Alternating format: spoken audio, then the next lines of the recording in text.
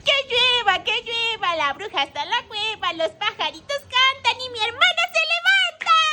¿Cómo así que me levanto? No digas eso porque sale la bruja con la escoba. ¡Ay, hermana! Es que va a llover muy duro. Mira cómo está el sol. Bueno, el sol no, las nubes. Hermana, no hay sol, ya se va a anochecer y la verdad va a llover muy duro y la bruja va a venir, nos toca escondernos. Hermana, ¿quién es la bruja? ¿Tú no la has visto? Ella es una narizona con una escoba.